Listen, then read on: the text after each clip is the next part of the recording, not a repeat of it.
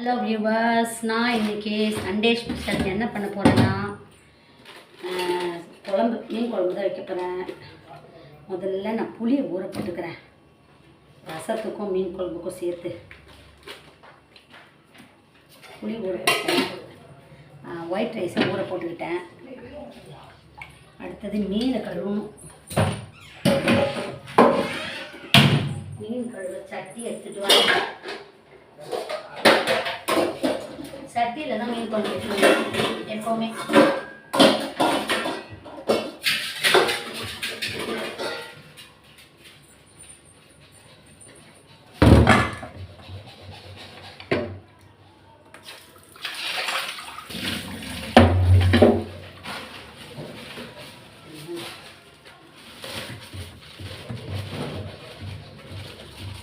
பெரிய பெரிய மீனாக இருக்குது.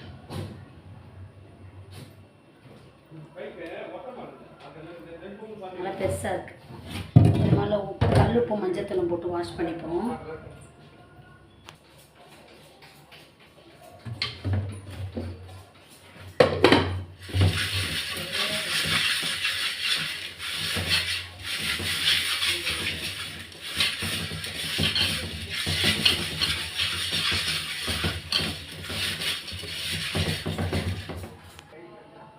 கழுவிட்டேன்.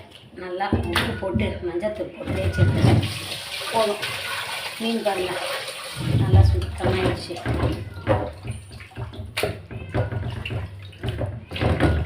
மீன் தான் ரொம்பலாம் செய்யல. Sunday special.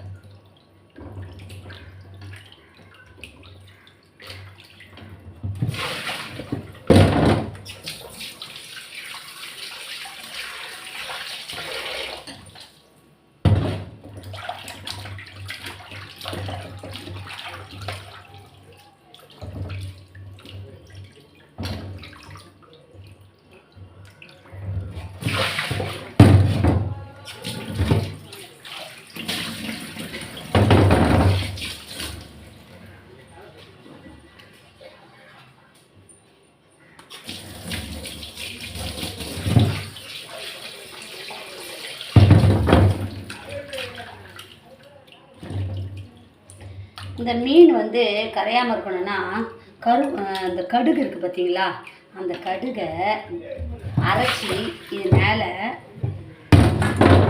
தடவிடணும். தடவிட்டால் இந்த மீன் வந்து கரையாமல் வரும். இப்போ புளியை கரைச்சிக்கிறேன். புளியை கரைச்சி முதல்ல அந்த மீனை ஊற்றிக்கிறேன். கொஞ்சம் கெட்டியமாகவே கரைச்சி ஊற்றிக்கிடலாம். இப்போ நான் கரைச்சி தான் மீன் குழம்பே வைக்க போகிறேன். இந்த புளியை கரைச்சி விட்ட மீன் குழம்பு எப்படி செய்யறதுன்றதை பார்ப்போம்.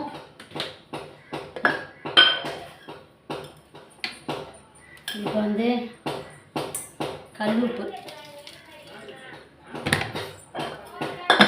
போட்டுக்கிட்டேன்னா இப்போ இதில் ஊறட்டும். இது நல்லா தேய்ச்சாச்சு. கொஞ்சமாக காரம், புளிப்பு, உப்பு எல்லாம் இறங்கட்டும். இப்போ அதுக்குள்ளே நான் வந்து புளியை கரைச்சி வச்சுக்கிறேன். இது ஒரு ஓரமாக இருக்கட்டும். இப்போ வந்து நான் சட்டியில் புளியை கரைச்சி வச்சுக்கிறேன்.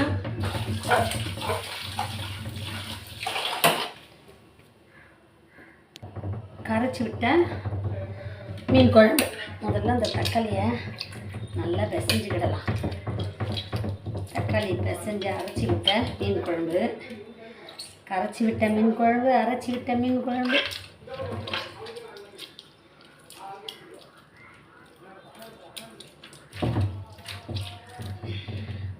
ரெண்டு பச்சை மிளகா,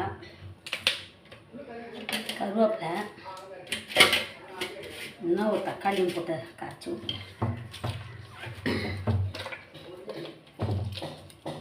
இப்போ அதை அப்படியே இதில் வச்சுருவேன். இது அடுப்பில் இதெல்லாம் நல்லா பிசைஞ்சிக்கணும். தக்காளி கொஞ்சம் பழமாக இருந்தால் பரவாயில்ல, கொஞ்சம் காய் வாட்டத்தில் இருக்குது. அதில் எப்படி இருந்தாலும் உப்பு போட்டேன், இதில் இன்னும் கொஞ்சம் உப்பு போட்டுக்கிறேன்.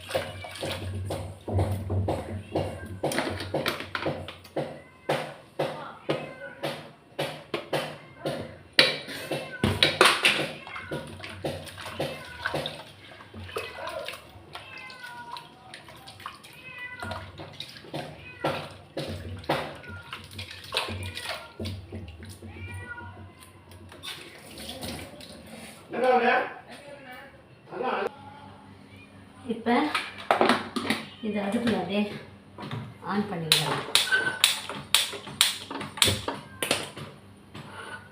இப்போ ஸ்டவ் ஆன் பண்ணிட்டேன். இந்த குழம்பு கொதிக்கட்டும். அதுக்குள்ள சாம்பார்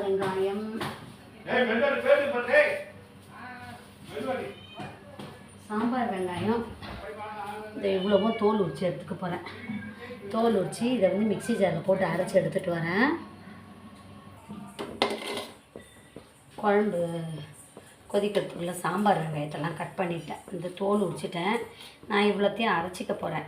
சாம்பார் வெங்காயத்தை வந்து அரைச்சி போட்டால் தான் உடம்புக்கு நல்லா சாப்பிட முடியும். முழுசாக இருந்தால் தூக்கி போட்டுருவாங்க பசங்க. அதனால் நான் எப்போயுமே அரைச்சி போட்டுருவேன். அது குழம்ப மிங்கிள் ஆகிடும். நம்ம அப்படியே சாப்பிட்றலாம். சாம்பார் வெங்காயம் அவ்வளோ நல்லது உடம்புக்கு. நான் மோஸ்ட்லி சாம்பார் வெங்காயம் யூஸ் பண்ணால் நல்லது. உரிக்க சோம்பேறித்தனப்படுவாங்க ஒரு சிலர். அந்த சோம்பேறித்தனம் பார்க்காம நம்ம சாம்பார் வெங்காயத்தை உரித்து போட்டு நம்ம சமையலுக்கு யூஸ் பண்ணால் உடம்புக்கு அவ்வளோ நல்லது. நாள்பட்ட பைல்ஸ் எல்லாம் கூட சரியாகும், சளியெல்லாம் சரியாகும், எதிர்ப்பு சக்தி வரும் இந்த சாம்பார் வெங்காயத்தில். அதனால் மோஸ்ட்லி சாம்பார் வெங்காயம் யூஸ் பண்ணால் நல்லது. முடியாத பட்சத்தில் பெரிய வெங்காயம் யூஸ் பண்ணலாம். ஆனாலும் சாம்பார் வெங்காயத்தில் இருக்க சத்து பெரிய வெங்காயத்தில் கம்மி தான். இதை நான் மிக்ஸி ஜாரில் போட்டு அரைச்சிக்கிடுறேன். அரைச்சி எடுத்து வரேன். இந்த மாதிரி சாம்பார் வெங்காயத்தை இதோட கொஞ்சம் சீரகத்தையும் போட்டு நான் அரைச்சிக்கிறேன். செம்ம டேஸ்ட்டாக இருக்கும். சாம்பார் வெங்காயத்தை நல்லா அரைச்சிட்டேன்னா கொஞ்சம் சீரகத்தையும் போட்டு அரைச்சிக்கிறேன். மீன் குழம்பே ஒரு வாசனையாக இருக்கும். இப்போ நல்லா அரைச்சிட்டேன். நான் வந்து இது இந்த குழம்புலையே போட்டுக்கிடுறேன். இனிமேல் தாளிக்கிறதுக்கு பெரிய வெங்காயத்தை அரிஞ்சிக்கிடணும். இதிலே நான் மிளகு சீரகம்லாம் கூட அரைச்சிப்பேன் இந்த மிக்ஸி ஜார்லேயே. இப்போ சாம்பார் வெங்காயத்தையும் சீரகமும் அரைச்சி போட்டுக்கிட்டேன்னா இப்போ அது நல்லா கொதிக்கட்டும். நல்லா கொதி வரட்டும். தாளித்து போடணும். இப்போ பெரிய வெங்காயத்தை அரிஞ்சிட்டு வரேன். அரிஞ்சிட்டு குழம்பு நல்லா தாளித்து போட்டுக்கிடலாம். அது வரைக்கும் குழம்பு நல்லா கொதிக்கட்டும். செம்ம டேஸ்ட்டுப்பா.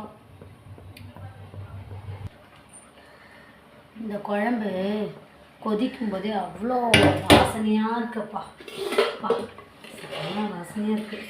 இப்போ இதை அப்படியே நல்லா தாளித்து போட்டு முதல்ல எண்ணெயை போட்டு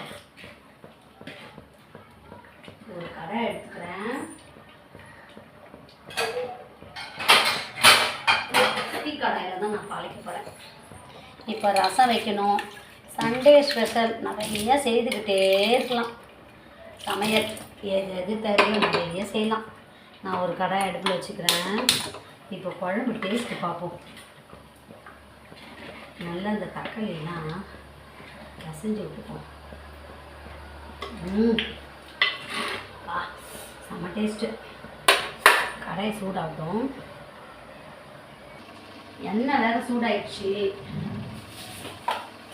கடுகு, வெங்காயம், கருவேப்பிலை,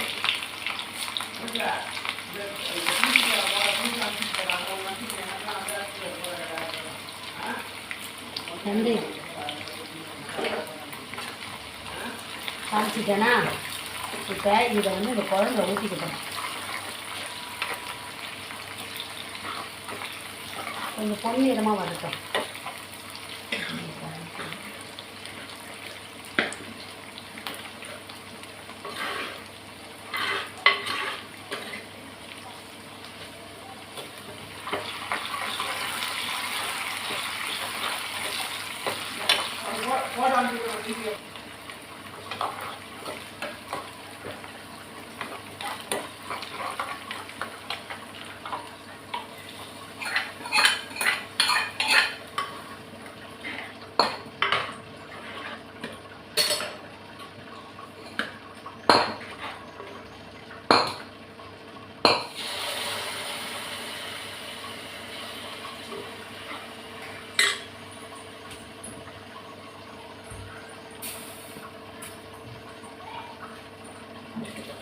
அப்படியே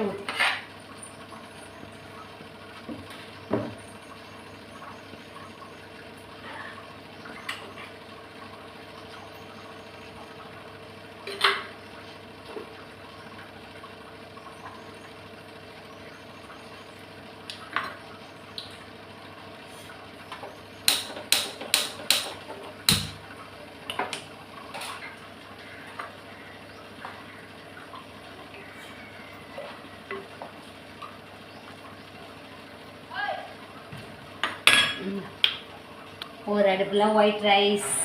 இப்போ மீன் குழம்பு வச்சுட்டேன். அடுத்தது எக்கு முட்டை கிரேவி பண்ணலாமான்னு பார்க்குறேன். முட்டை வேக வைக்கணும், ரசம் வைக்கணும். செம்ம டேஸ்ட் மீன் குழம்பு. ஆனால் கொதி வரட்டும், கொதிச்சா தான் நல்லாயிருக்கும். மீன் வந்து உடையாது. ஏன்னா நம்ம இந்த மீனை வந்து புளியில் தான் ஊற வச்சுருக்கேன், அதனால் நல்லாயிருக்கும், உடையாது. சாலை மீன் வந்து நெய் மாதிரியே இருக்கும் குழம்பு, அப்படியே தேனாட்டும் இருக்கும், நெய்யாக இருக்கும். அப்பா செம்ம டேஸ்ட்டு, அல்டிமேட். இப்படியே நம்ம ஸ்டவ் ஆஃப் பண்ணிடலாம். சுவையான கரைச்சி விட்ட மீன் குழம்பு தயார். மீன் குழம்பு ரெடி, ஒயிட் ரைஸ் ரெடி. முட்டை வேக போட்டிருக்கேன், கொஞ்சம் கல் உப்பு போட்டு வேக போட்டிருக்கேன், தோல் வந்து ஈஸியாக உடைக்கிறதுக்கு வரும். இப்போ வந்து நான் ரசம் வைக்க போகிறேன்.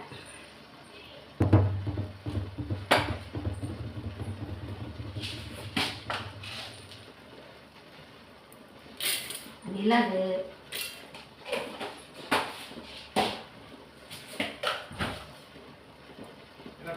சீரகம்,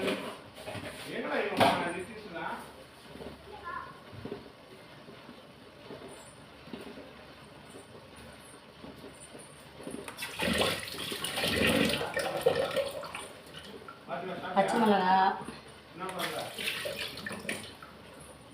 தக்காளி,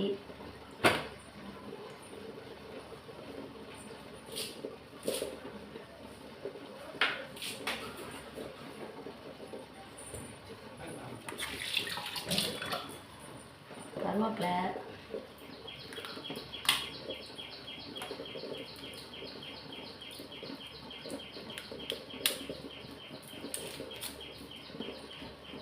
பூண்டு,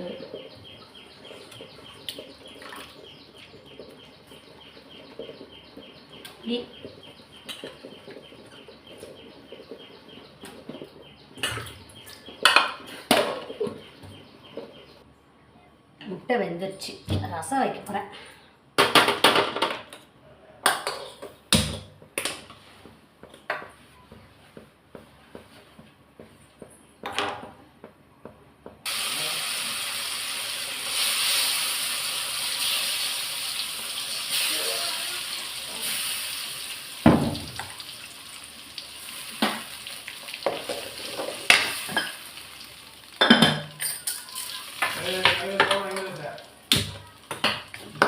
புளியெல்லாம் அரைச்சிட்டேன் நல்லாவே.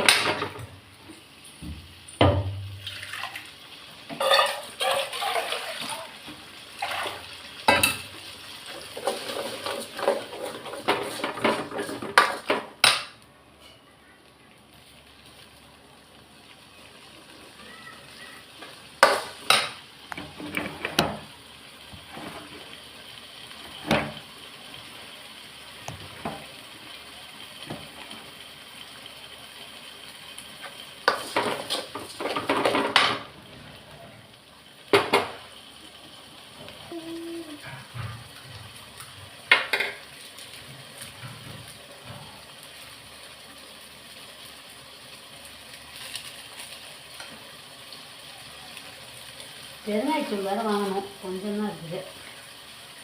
பெருங்காயத்தூள்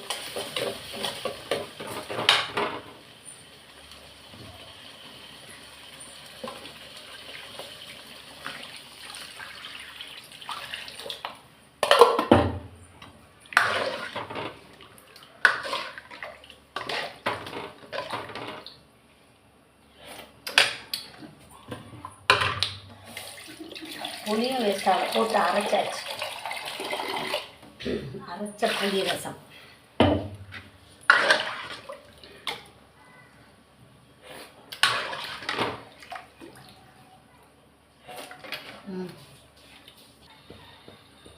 ரசம் ஆயிடுச்சு.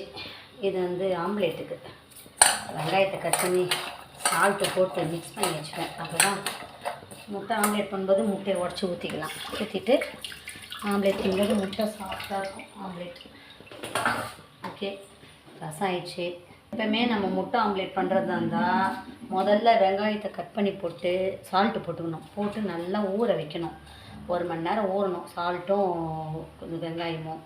அதுக்கப்புறமா சின்னதாக அரிஞ்ச வெங்காயம் சால்ட்டு ஊற வச்சுட்டு நம்ம எப்போ ஆம்லேட் பண்ண போகிறோமோ அந்த டைமுக்கு நம்ம முட்டையை ஊற்றி மிளகுத்தூள் போட்டு பச்சை மிளகாலாம் போட்டு நம்ம ஆம்லேட் பண்ணால் அவ்வளோ டேஸ்ட்டாக இருக்கும்.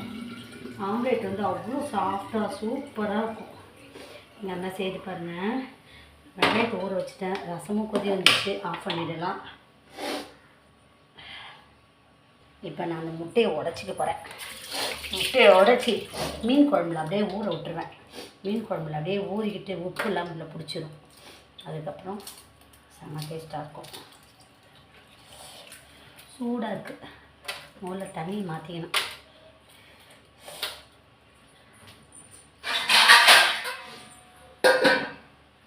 தண்ணி கீழே ஊற்றிட்டு வரேன்.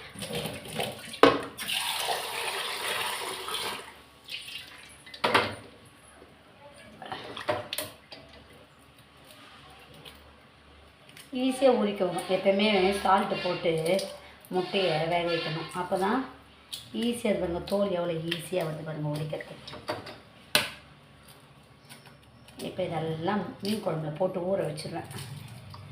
அதுதான் சமையல் ஓவர். முட்டை ஆம்லேட் மட்டும் பண்ணணும். ரெடி. Lunch Sunday special. மதியானம் பிரியாணி வாங்கிக்கலான்னு பார்க்குறோம். கையோடு எல்லாம் எடுத்து க்ளீன் பண்ணணும். அப்போ தான் கிச்சன் க்ளீனாக இருக்கும். இப்போ இந்த மீன் குழம்புல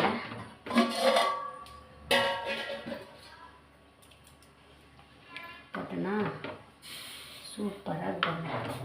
அப்படி இப்போ மீன் குழம்பு. இப்போ இந்த ரசத்தை முடிஞ்சிடும். ஒயிட் ரைஸ் எல்லாம் ஆயிடுச்சு. ஆம்லேட் மட்டும் போடுங்க. ஓகே, உங்களுக்கு இந்த லஞ்ச் பிடிச்சா சேனலை லைக் பண்ணுங்கள், ஷேர் பண்ணுங்கள், சப்ஸ்கிரைப் பண்ணுங்கள்.